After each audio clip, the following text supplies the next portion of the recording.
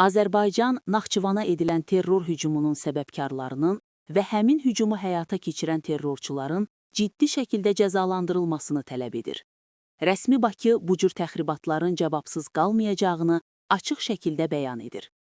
Hadisə ilə bağlı aparılan araşdırmalar isə regionda daha təhlükəli planların mövcud ola biləcəyini göstərir.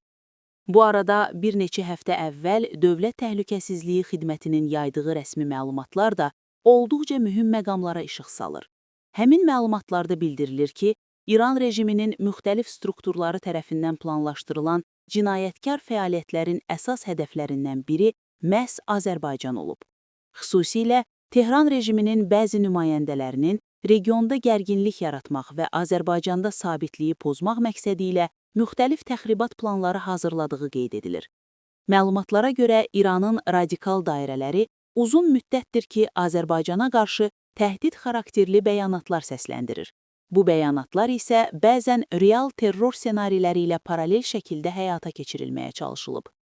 Azərbaycan dövlətinin rəhbər şəxsləri, millət vəkilləri, dövlət rəsmiləri və tanınmış ictimai xadimlərə qarşı hədələyici açıqlamaların səsləndirilməsi də bu planların bir hissəsi kimi qiymətləndirilir.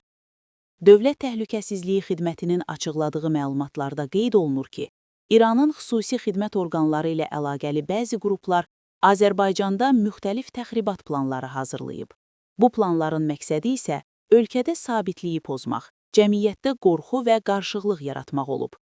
Eyni zamanda bildirilib ki, Sipah xətti ilə fəaliyyət göstərən müəyyən qruplar Azərbaycandakı strateji obyektlərə, diplomatik nümayəndəliklərə və bəzi dini şəxslərə qarşı terror aktları planlaşdırıblar. Bu planların arxasında duran əsas məqsəd isə ölkədə siyasi və ictimai sabitliyi pozmaq, hakimiyyət böhranı yaratmaq və konkret şəxsləri terror hədəfinə çevirmək olub. Azərbaycanın təhlükəsizliyi orqanları isə bu cür təhlükəli planların qarşısını vaxtında almaq üçün genişmiqyaslı əməliyyat tədbirləri həyata keçirib.